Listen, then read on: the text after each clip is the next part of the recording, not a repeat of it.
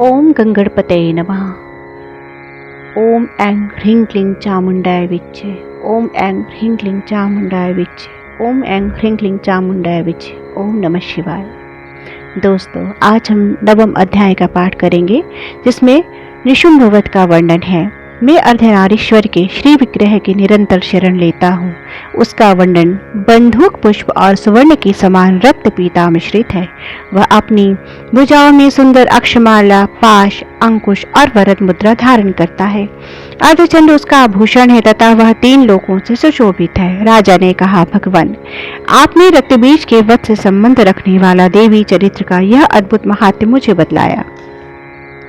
अब रक्तबीज के मारे जाने पर अत्यंत क्रोध में भरे हुए शुंभ ने जो कर्म किया उसे मैं सुनना चाहूंगा। ऋषि कहते हैं, राजन, युद्ध में रक्तबीज तथा अन्य दैत्यों के मारे जाने पर शुंभ और निशुंभ के क्रोध की सीमा न रही।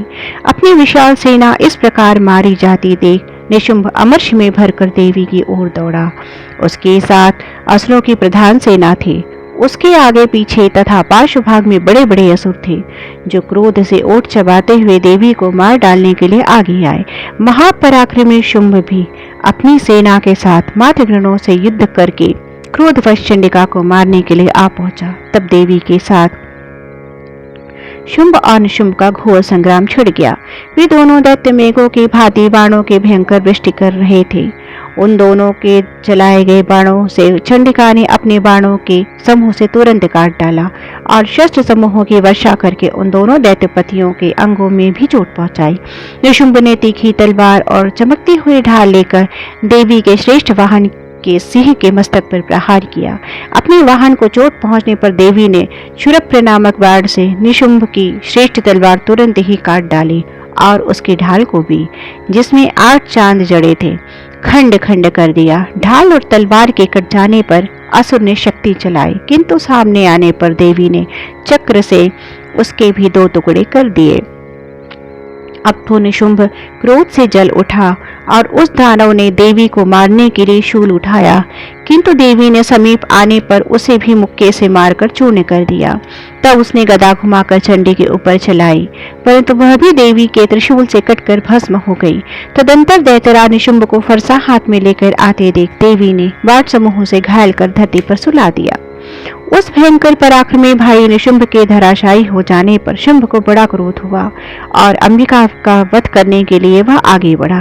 रथ पर बैठे बैठे ही उत्तम आयुधों से सुशोभित अपनी बड़ी बड़ी 8 अनुपम भुजाओं से समूचे आकाश को ढककर वह अद्भुत शोभा पाने लगा। उसे आते देख देवी ने शंख बजाया और धनुष की प्रत्यंचा भी अत्यंत दुस्सह शब्द किया।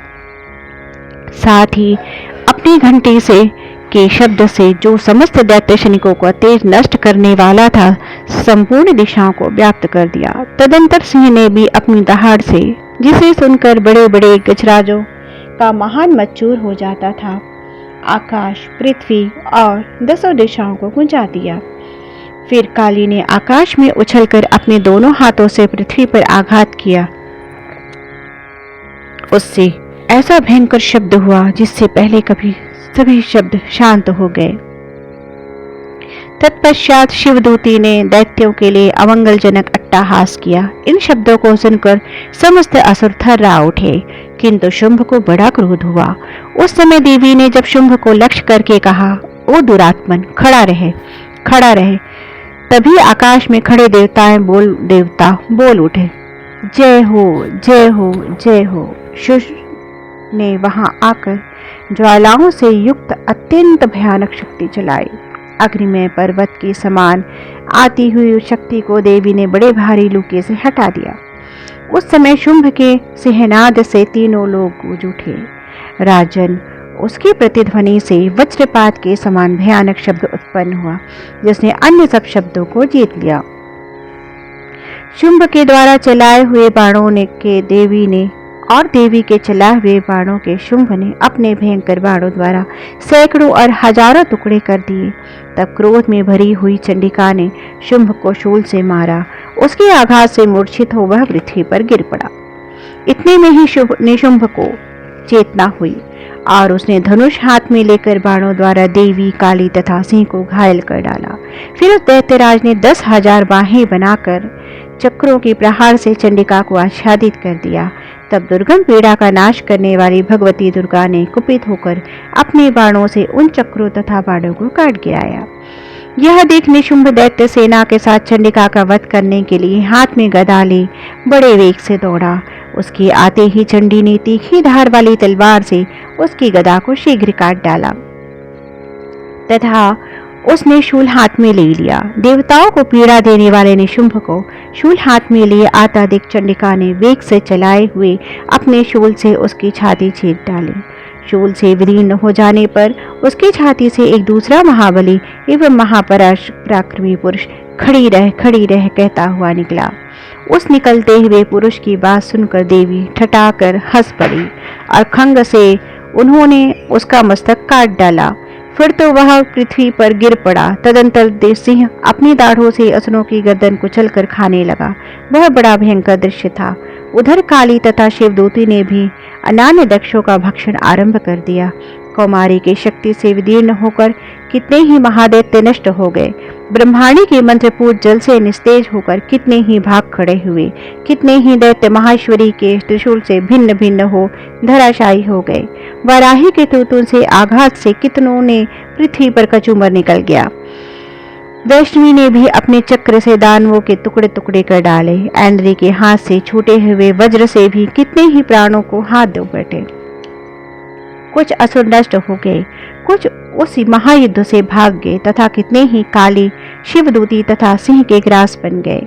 इस प्रकार मार्कंडेय पुराण में सार्वजनिक मनवंतर की कथा के अंतर्गत देवी महात्म्य शुंभ निशुंभ वध नामक 9वां अध्याय पूर्ण हुआ। दोस्तों, अब हम 10वां अध्याय पढ़ते हैं जिसमें शुंभ वध है।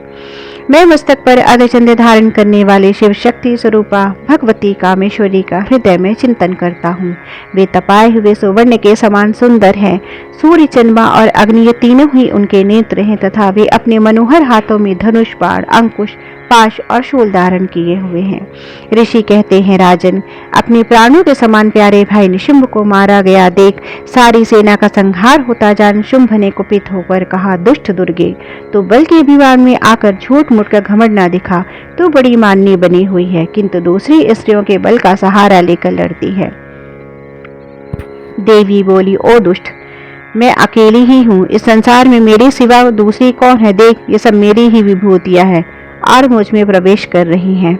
तदंतर ब्रह्माणी आदि समस्त देवियां अंबिका देवी के शरीर में लीन हो गई। उस समय केवल अंबिका देवी ही रह गई। देवी बोली, मैं अपनी ऐश्वर्य शक्ति से अनेक रूपों में यहाँ उपस्थित हुई थी। उन सब रूपों को मैंने समेट लिया है। अब मैं अकेली युद्ध में खड़ी हुई हूँ। तुम भी स्थिर हो जाओ। ऋषि कहते हैं, तदंतर देवी और शुंभ दोनों के सब देवताओं तथा दानवों को देखते देखते भयंकर युद्ध छिड़ गया। बाणों की वर्षा तथा तीखे शास्त्रों एवं दारुण अस्त्रों के प्रहार के कारण उन दोनों का युद्ध सब लोगों के लिए बड़ा भयानक प्रतीक हुआ। उस समय अंबिका देवी ने जो सैकड़ों दिव्य अस्त्र छोड़े, उन्हें दैत्यराज शुंभ ने उनके निवारण अस्त्र द्वारा काट डाला। इसी प्रकार शुंभ ने भी जो दिव्य अस्त्र चलाए, वे परमेश्वरी भयंकर हुंकार शब्द के उच्चारण आदि द्वारा खिलवाड़ में ही नष्ट कर डाला। तब उस असुर ने सैकड़ों बाणों से देवी को आच्छादित कर दिया। यह देख क्रोध में भरी हुई उन देवी ने भी बाण मारकर उसका धनुष काट डाला। धनुष कट जाने पर दैत्यराज ने शक्ति हाथ में ली, किंतु देवी ने चक्र से उसके हाथ की शक्ति को भी काट गिराया। तत्पश्चात दैत्यों के स्वामी शुंभ ने भी 100 चांद वाली चमकती हुई ढाल और तलवार हाथ में ले उस समय देवी पर धावा किया। उसके आते ही चंडिका ने अपने धनुष से बाण छोड़े हुए तीखे बाणों द्वारा उसके सूर्य किरणों के समान उज्ज्वल ढाल और तलवार को तुरंत काट दिया। फिर उस दैत्य के घोड़े और सारथी मारे गए। धनुष तो पहले ही कट चुका था। अब उसने अंबिका को मारने के लिए उद्यत हो भयंकर मुदगर हाथ में ले लिया। उसे आते देख देवी ने अपने तीक्ष्ण बाणों से उसका मुदगर भी काट डाला, जिस पर वह असुर मुक्का तान कर बड़े वेग से देवी की ओर लपटा और उस दैत्यराज ने देवी की छाती में मुक्का मारा। तब उस देवी ने भी उसकी छाती में एक चाटा जड़ दिया। देवी का थप्पड़ खाकर दैत्यराज शुंभ पृथ्वी पर गिर पड़ा, किंतु पुनः सहसा पूर्वत उठकर खड़ा हो गया। फिर वह उछला और देवी को ऊपर ले जाकर आकाश में खड़ा हो गया। तब चंडिका आकाश में भी बिना किसी आधार के ही शुंभ के साथ युद्ध करने लगी। उस समय दैत्य और चंडिका आकाश में एक दूसरे से लड़ने लगे। उनका वह युद्ध पहले सिद्ध और मुनियों के विस्मय में डालने वाला हुआ। फिर अंबिका ने शुंभ के साथ बहुत देर तक युद्ध करने के पश्चात उसे उठाकर घुमाया और पृथ्वी पर पटक दिया। पटके जाने पर पृथ्वी पर आने के बाद वह दुष्टात्मा दैत्य पुनः चंडिका का वध करने के लिए उनकी ओर बड़े वेग से बढ़ा। तब समस्त दैत्यों के राजा शुंभ को अपनी ओर आते देख देवी ने त्रिशूल से उसकी छाती छेदकर उसे पृथ्वी पर गिरा दिया। देवी के शूल की धार से घायल होने पर उसके प्राण पखेरु उड़ गए। वह समुद्रों, द्वीपों तथा पर्वतों सहित समूची पृथ्वी को कांपता हुआ भूमि पर गिर पड़ा।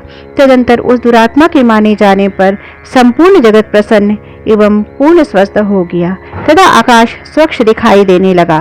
पहले जो उत्पात सूचक मेघ और उल्कापात होते थे वे सब शांत हो गए।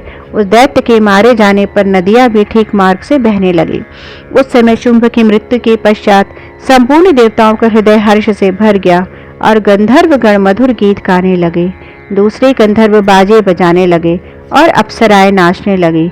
पवित्र वायु बहने लगी। सूर्य की प्रभा उत्तम हो गई है। अग्निशाला की बुझी हुई आग अपने आप प्रज्वलित हो उठी तथा संपूर्ण दिशाओं के भयंकर शब्द शांत हो गए। इस प्रकार मार्कंडेय पुराण में सार्वणिक मनवंतर की कथा के अंतर्गत देवी महात्म्य में शुंभ वध नामक 10वां अध्याय पूर्ण हुआ। जय माता दी।